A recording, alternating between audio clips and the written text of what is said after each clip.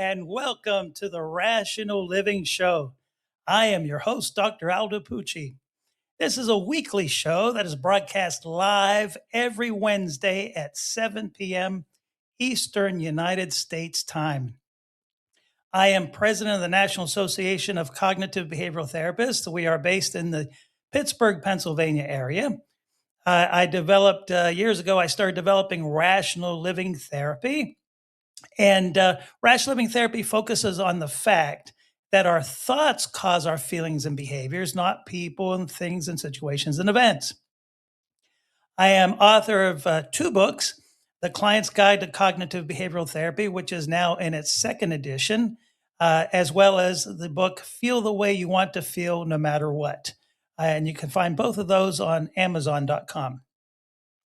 This is an interactive show. If you're listening on Podbean, you can use the Podbean app to call in with your questions or comments. If you're watching on YouTube or Facebook or X or LinkedIn, you may type your questions or comments, and I will do my best to answer them. So please do. If you have any questions or comments, be sure to type them in, or you can call using the Podbean app. I'd be glad to answer any questions that you have. The title of this week's episode is What If Thinking? Should You Stop It? Years ago, a therapist sold an anti-anxiety program that was advertised nationwide on the radio. During her radio ads, she would say, "I will show you how to stop what if thinking." I would giggle every time I heard that because it was promoting, and what she was doing was promoting the myth that the question, what if, causes anxiety. And I want to make something very clear this evening. What if questions do not cause anxiety? And I will explain why in a moment. But you know, there are so many what if questions that people ask. For example, what if I fail? A person's about to take an exam or studying for an exam, maybe a school exam or maybe a licensing exam or an exam, the exam to get their driver's license. And they ask, well, what if I fail? Or what if I embarrass myself? Or what if this goes terribly wrong? Or what if I lose everything? Maybe a person's wanting to start a business and they go into debt and they think to themselves, to open the business, and they think to themselves, well, what if I lose everything? Or what if I can't handle it? Or what if this feeling never goes away? I'm feeling really depressed. What if it never goes away? Or maybe I'm feeling this physical pain. What if that never goes away? Or what if I break down in public? What if I start to cry in front of everyone? Or what if something bad happens and it's my fault? Then there are what ifs related to health and panic. What if this is a heart attack? Or what if I pass out?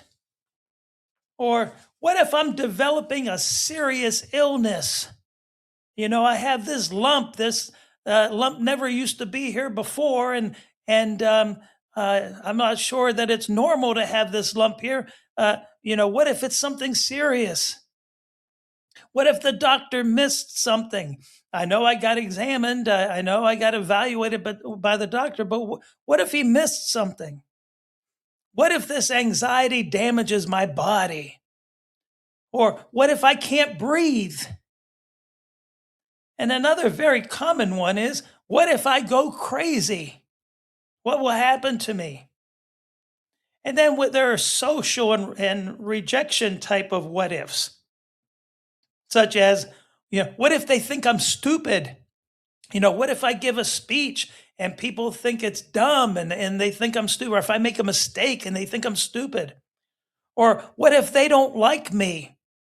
Or, what if I ask a girl out on a date and she turns me down? What if I say the wrong thing? What if I offend someone? What if they're really mad at me? Or what if they leave me? Then there are work and performance kind of what ifs, such as what if I make a mistake? Or what if I get fired? Then what? Or what if I'm not good enough? What if they discover I'm a fraud? That's a very common one as well. What if they discover that I'm not as smart as they thought I was? Or what if I can't keep up? And then there are relationship types of what ifs, such as what if I married the wrong person? Or what if I fall out of love? Or what if they cheat on me? Or what if I hurt them? Or what if I never find the right person? And then there are moral and responsibility type of what ifs, such as what if I caused harm without realizing it? Or what if I didn't lock the door? I'll bet you've thought that before, huh? You're down the road, driving in your car, and you think, what if I didn't lock the door? What if I didn't unplug my curling iron or something, right? Or what if I contaminated someone? That was a common one a couple of years ago, wasn't it, with COVID-19? What if I contaminated someone? Or what if they contaminated me? Or what if I get the COVID-19 virus? Then what? Or what if I made the wrong decision? Or what if I regret this forever? Then what? And then there are what we call existential or future what ifs, like for example, what if I waste my life? What if at the end of my life I think, boy, did I waste my life? Or what if something terrible happens to the world? Or what if I'm not living up to my potential? Or what if I never feel truly happy? Now, after hearing all of those what ifs, you might think that what if questions cause anxiety. But again, I want to make something very clear. What if questions do not cause anxiety? It's the answer to those questions that cause anxiety. It's the answer, not the question itself. The only exception to this rule is if a person's what if question does not describe reality. For example, what if Martians are reading my mind? Right? In that case, the question is the problem. But with the overwhelming majority of times, what if questions are about things that are possible. For example, what if I say the wrong thing? Is it possible to say the wrong thing? Well, sure it is. But that isn't the issue. The real problem is the feared consequence of saying the wrong thing. Therefore, to make yourself unafraid of saying the wrong thing, you first need to answer the question, the what if question. That will help you to understand what your actual fear is. What if I say the wrong thing? Well, if I say the wrong thing, people will reject me, and that would be terrible. And why would it be terrible to be rejected? Because if they reject me, I'll be alone, and that would be terrible because I can't stand being alone. And remember, if you have any questions, be sure to call in or you can type in your questions and be glad to answer any that you have. Therefore, if a person really believes that it would be a terrible thing to be alone, and of course they will feel anxious at the possibility of saying the wrong thing. And by the way, what they will often do because of their fear is to avoid those situations altogether. Their avoidance provides relief for them, which encourages them to continue avoiding those social situations. So, in other words, if I avoid social situations, then I don't have to worry about saying the wrong thing and people being offended and rejecting me. So, their avoidance reinforces their belief that being rejected is something to fear. In other words, I wouldn't be avoiding it if it wasn't a dangerous thing. Now, contrast that with if I say something wrong, people might dislike it and they might reject me for it. That does not mean that everyone on the planet will dislike me. But even if everyone does, that would only be unfortunate and unpleasant for me. I can stand being alone. I just don't like it. Therefore, I refuse to live my life in fear of that possibility because the worst thing that will happen is if I say the wrong thing and people reject me, is that I'll have an unfortunate situation.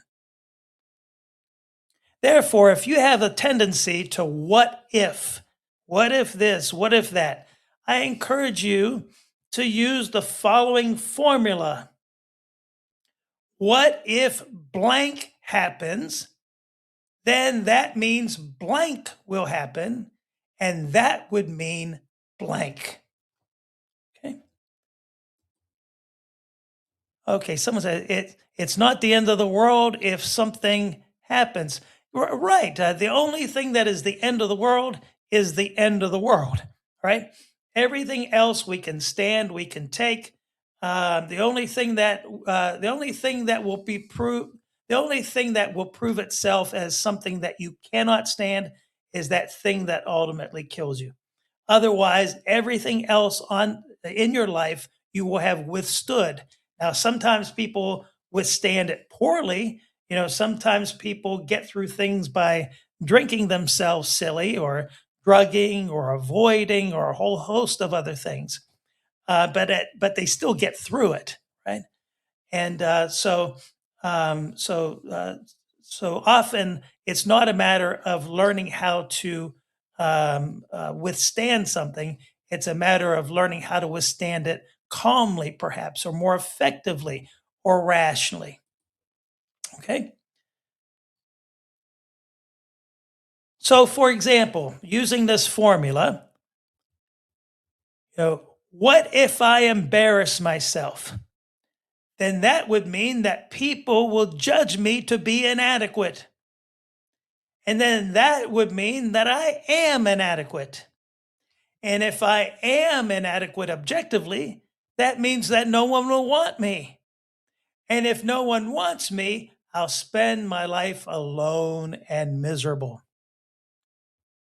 So you see how that works? And so really what we're doing here is working to identify underlying assumptions. And if you missed our podcast on underlying assumptions, um, I think it was the second or the third episode. You can check that out anywhere that you listen to podcasts. Look for the Rational Living Show with Dr. Aldo Pucci, and you'll find it. Or on YouTube, you can find it on our YouTube channel, the Rational Living Show, as well. And so to learn more about underlying assumptions.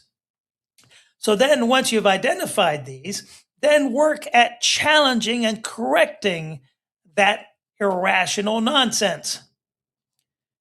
For example, embarrass myself really means do something that people will find fault with and maybe even ridicule. Because you see, there is no such thing as objectively embarrassing behavior. No such thing. There is behavior that people dislike. There is behavior that people might find fault with, that they might even ridicule. But then the second point is just because you do something that people find ridiculous does not mean that they will think that somehow you are inadequate necessarily, which actually means too inadequate. Then you ask, well, too inadequate for what? And sometimes it's you're so inadequate, I don't want to associate with you. But if we replace the word inadequate with if they do not like me, then we will be more likely to realize that their disliking of you is a matter of personal preference. As a matter of fact, the next book that I'm going to publish, hopefully by the end of the year, since I finished the second edition of the Client's Guide, is a book that the title of my new book is If Everyone Likes You, You Do Not Know Very Many People. You cannot know very many people if everyone likes you. But the point is that it's very difficult to identify any goal that requires everyone to like you. As a matter of fact, there might be disadvantages to everyone liking you. Okay. So just because some people dislike you, some people do not want to associate with you because they find fault with you in some way, does not mean everyone on the planet will have that same opinion of you. However, where we get develop how we develop an even more effective strategy to deal with these things, mentality, is this last point. If the entire planet decided that they did not want to associate with you, that would only be unpleasant and uncomfortable. You see, that's the ultimate solution. So, is it possible that we might say something, that we might do something? So the idea is, well, what if I give a speech and people will think, as a matter of fact, years ago, I taught a college class at a local college near where we lived, my wife and I. And at the very beginning of the semester, I told the class that they had to give a speech at the end of the semester. And so they made themselves so anxious about having to get up in front of people and to give a speech. And so they asked me, about how to get over their nerves, so to speak, to be able to give a speech more calmly. So during one class, someone raised their hand and said, how is it that you're able to stand in front of this class and so calmly and confidently teach us, without being nervous? And I said, well, a couple of things, I suppose. One is I'm pretty confident that I know the material, but much more importantly than that, the bottom line is this. If I were to say something that you thought was completely ridiculous, that that you thought, boy, there must be something wrong with this guy because look at what he just said. You might laugh about it when I say it. You might laugh about it during the break because it was an evening class, a 3-hour class. You might laugh about it all the way home. You might tell your family what an idiotic thing your professor said. But then by the next day, you would probably drop it. And if you didn't, you have a very boring life. Okay. So the bottom line is this. What effect does any of that have on me? Nothing. None. Now, of course, if somehow, the dean thought I was not competent enough to teach the class, he might fire me. But then I'd have to see, well, what kind of an impact would that have on my life, really? So that's the whole point, is that it's important for us to examine just what do I think the consequence of whatever it is that I'm afraid of is. And that's what this what if. Often people just stop with the what if question. Well, what if this happens? What if this lump turns out to be cancer? Well, let's answer the question. So, what do I think actually will happen?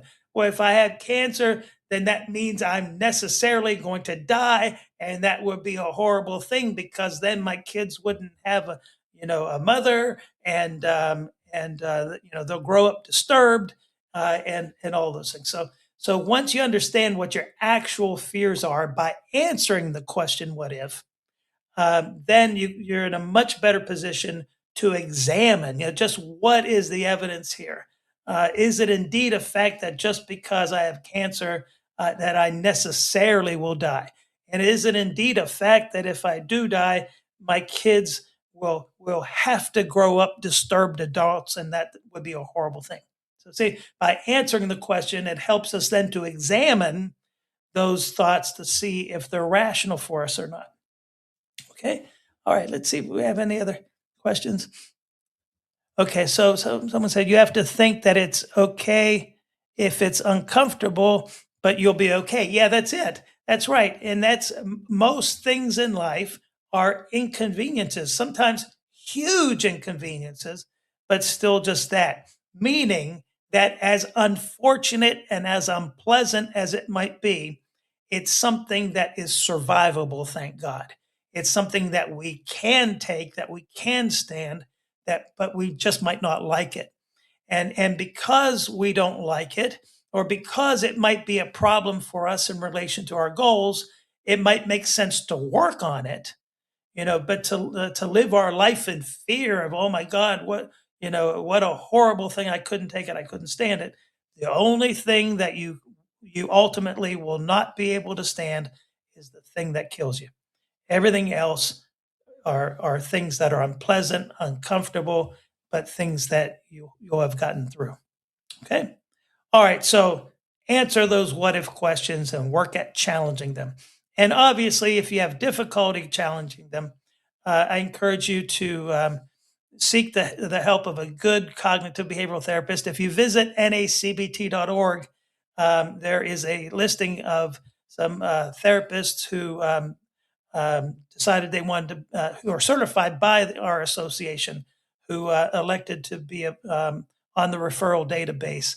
And so I encourage you to check them out. And the Rational Living Show is broadcast every Wednesday at 7 p.m. Eastern on YouTube and our NACBT Facebook page and LinkedIn, and also wherever you listen to podcasts, and especially the Podbean app. So I encourage you to let everybody know about our podcast. And next week, we're going to have a question and answer session on anxiety.